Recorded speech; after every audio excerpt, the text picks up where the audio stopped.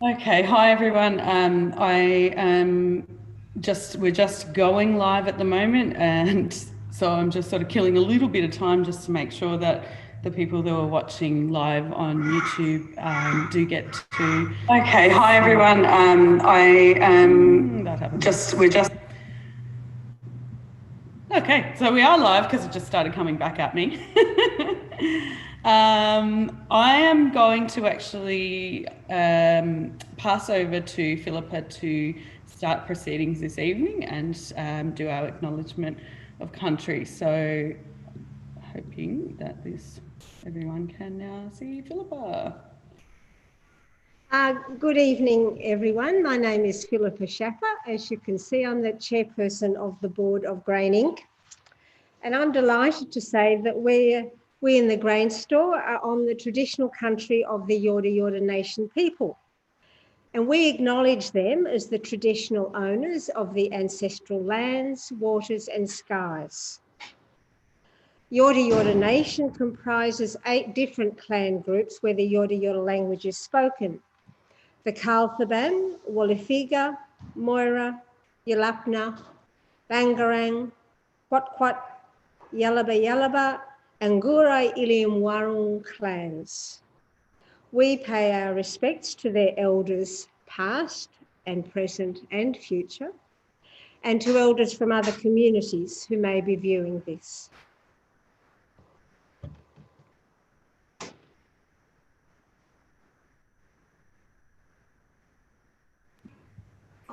Thank you, Philippa. Oops, sorry. Trying to spotlight me so that you can see me now.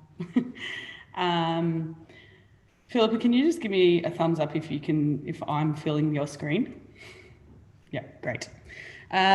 So thank you so much for that acknowledgement. I also acknowledge the traditional owners from where we're streaming, and I also want to acknowledge that people might be watching in from other countries as well, and we also acknowledge their elders past, present and emerging. And I personally also acknowledge that we are on unceded land.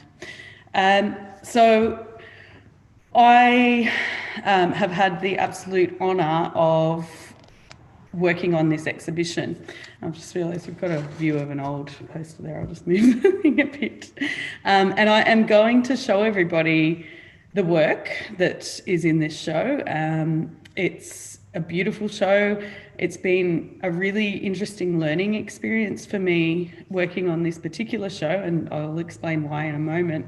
As the manager and co-curator of this show, the Grain Store manager and co-curator of the show, I found that speaking with artists who have been involved with the Grain Store for 10 years really taught me a new and different perspective on the history of the Grain Store and the way it has worked previously, the way it's evolved over the years. So it's been a really great experience for me, almost like a professional development experience. So what I will do is I'm going to take you outside to experience the show as someone who's walking in the door, hopefully. So that means I will need to mask up and mask down going outside. So we do have a very exciting announcement to make tonight, which I'll say in a moment. So the show that you're about to experience is called Celebrating Mentors and Role Models. And this show is a revisit to the very, there goes a truck, to the very first show at the Grain Store. So this is the front gallery, the front window. And I thought I would do this because we've done a lot of window shows so far, being restricted on our opening because of COVID-19. So we come up to the window here and I put these photographs in the window, which at Bill's suggestion to include them in the show. They are all from the original show back in 2010. Whilst we're not reopened yet, we have been working from inside the building here, and I've had quite a few people peering in, and I think that learning about using our great window space through having to use it so much has been really, really good, because it's made me think more about curating from the outside in as well as just from within the gallery space. So I really wanted to show you how that's come up. And then as we come inside, we have our hand sanitizer. And I'm just going to slowly walk you through the artworks in the show. I would also like to acknowledge the board members that we have present this evening, and I am allowing people into the meeting as I'm working here, so apologies if it's a bit wobbly. So we've got some work from, this work actually was the actual same work that was in that first show in 2010. This is by Linda Gallis. Got a new work here by Stan Lowe from this year. Piece by Annie Rochelle Patton. All of this work will be able to be seen with the details and names and things on our website. So that's why I'm not going into great detail tonight, because I don't want to keep you here until 8 p.m. This piece is by Glenda Cornell. Now, one of the participants, of the exhibition back in 2010 was Bela Angel. Bela has since passed away, and so we've paid tribute to him by getting some photographs done of his sleeper cutter sculpture in the plantation in Nathalia. So you can experience his work that way. Okay, and as we come around, it's a little bit hard to tell exactly how you would experience it, but you'll have to come in, because guess what? On Saturday we'll be open again, which is great news. So we've got work there by Anne Berend, and then an older piece by Stan Lowe.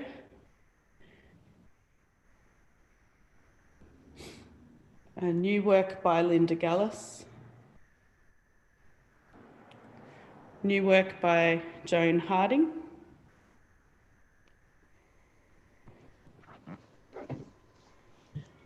Also new work by Veronica Kelly.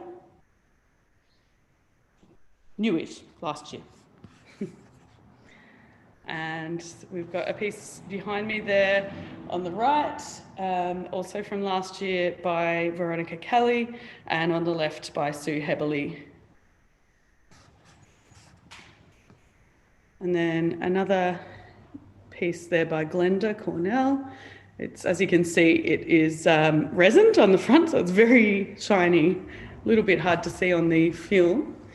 And then I hope I've managed to get everyone's pieces in. That's another piece by Rochelle Patton there. And then a little display of some process by Sue Heberley, not Sue Heberley, sorry, Anne Berend, sorry, Sue and Anne.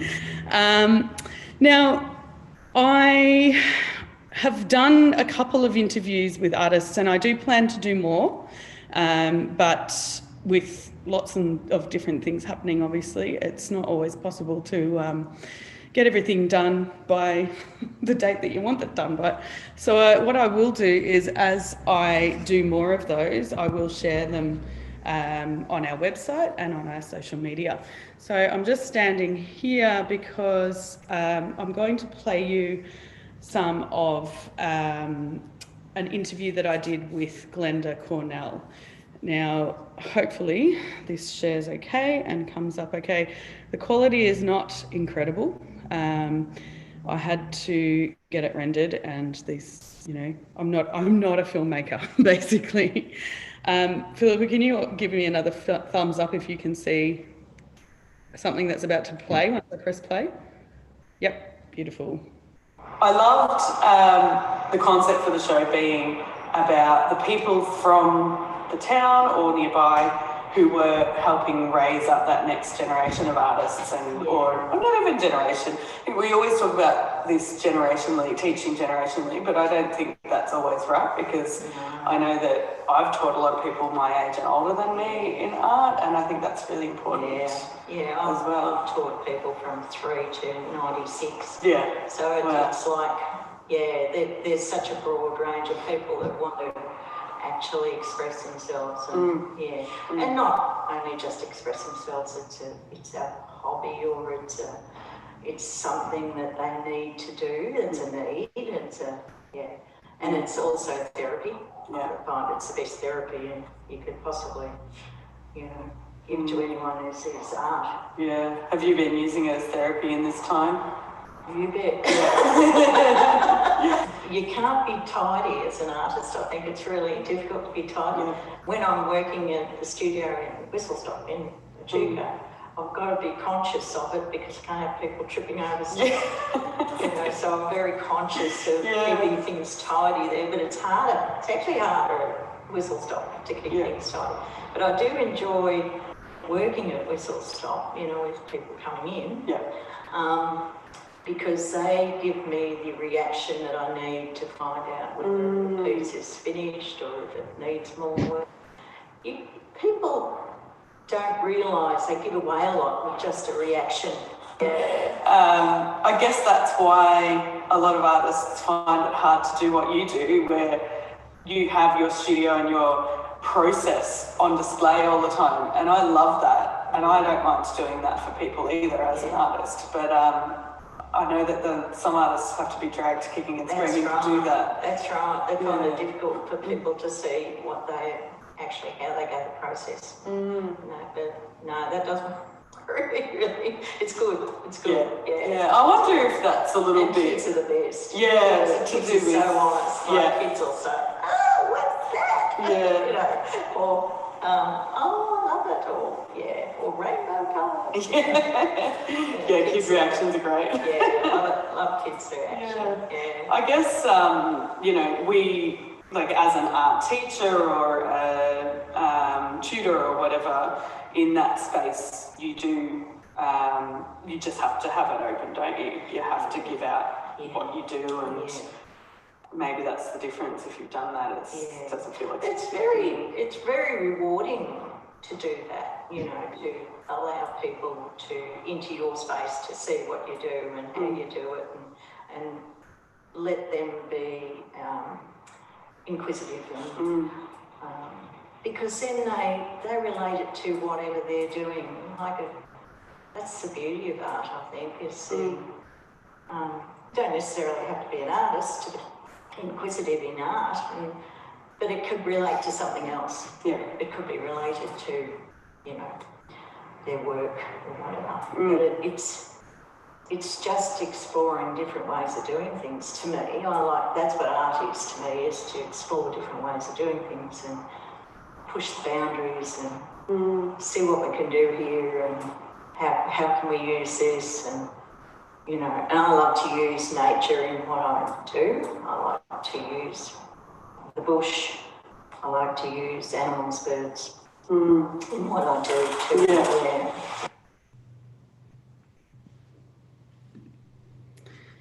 So having the opportunity to speak with Glenda and also Linda, which I'll show you in a moment, was really special, and it really highlighted to me something that I really value in this role here, as not just as a curator, but also just being in the front, in working in the gallery, behind the desk when people come in. And that it's brought a lot of really special people and really interesting and inspiring people into my life and into my career as an artist, and also as I guess in arts administration too. So I want to thank Glenda for putting herself out there, which I guess is what we were talking about there too, and allowing everyone to learn from her words and her experience. And there was more, and I will eventually edit them better and make them available on our YouTube channel for good. So so that you don't only get to see that really low quality work. Now, I'm just showing the pieces from the artists who are speaking behind my shoulder, as well as obviously they're sitting in front of their pieces as well. And I will also now share with you some words that Linda Gallus and I had a couple of weeks ago when she came up to drop her work off. So that one going.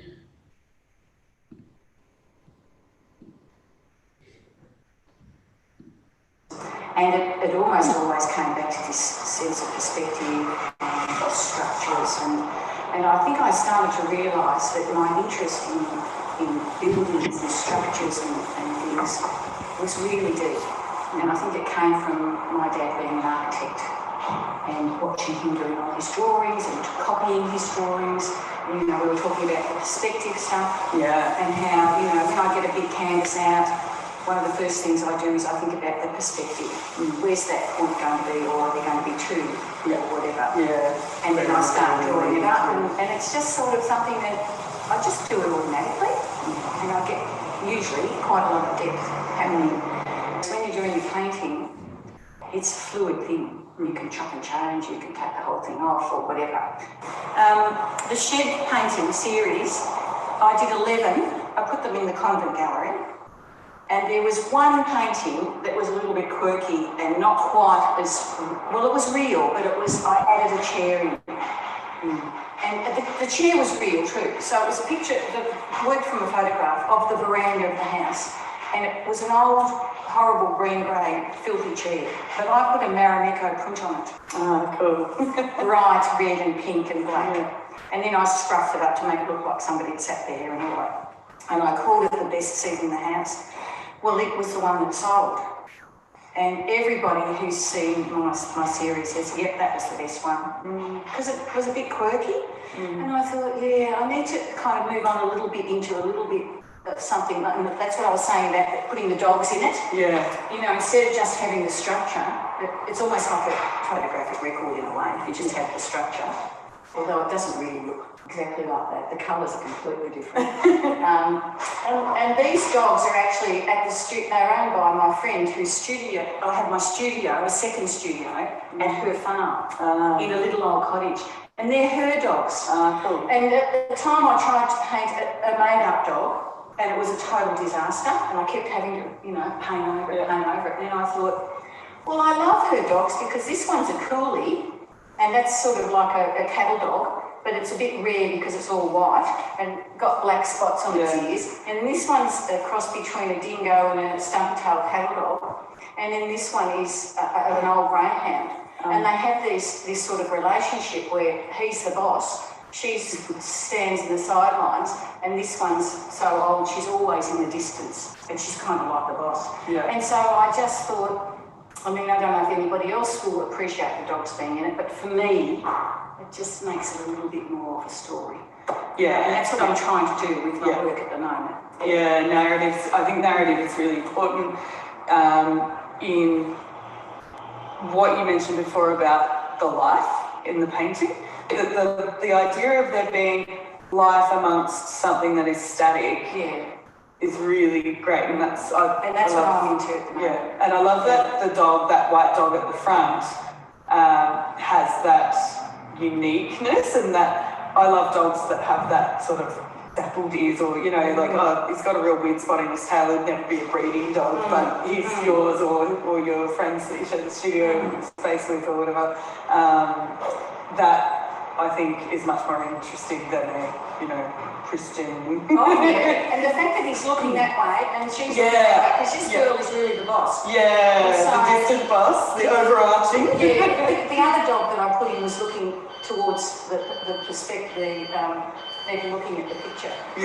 And this is better because it leads you in. You know, and it leads you around and up and over, and that's so important with the composition. So we were battling with trucks reversing and things in the background there, so I hope everyone could hear that okay. So my last words are about William Kelly, who did co-curate this show and did a huge amount of work in gathering information for me, contacting a lot of the artists and working with them to get this show together. And he's written some beautiful words in the curatorial notes, which will be on display inside the show. And we've also made up a little brochure, which is upside down, which is the same as the poster, but with the curatorial notes included. So if anyone wants me to get one of them to them, if you're not local, just send me an email, info@thegrainstore.org, or on our Facebook or whatever, and I can send it through to you. Otherwise, I did sort of very rushed, quickly whisper our big announcement before, and that is that we have made the decision to reopen. As we are a commercial gallery, we are allowed to do that at the moment with the current restrictions due to the virus.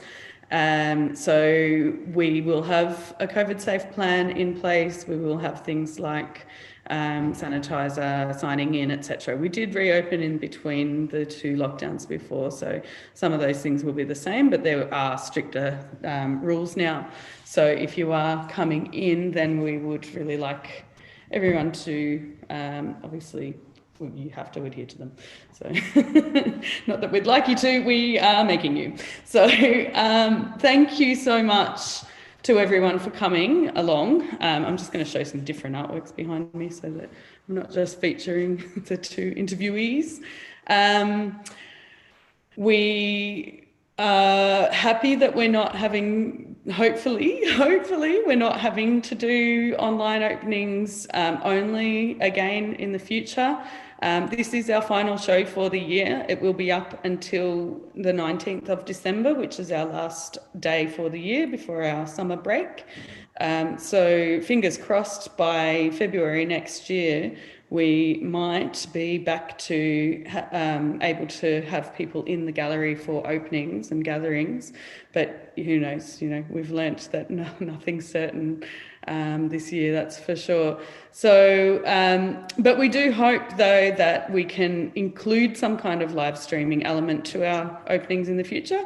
I know that we've got some people in the Zoom who might not be able to make it to Nathalia for an opening every time. So we'd love to continue to include those people in what we're doing here. So again, thanks so much, and the show is officially open.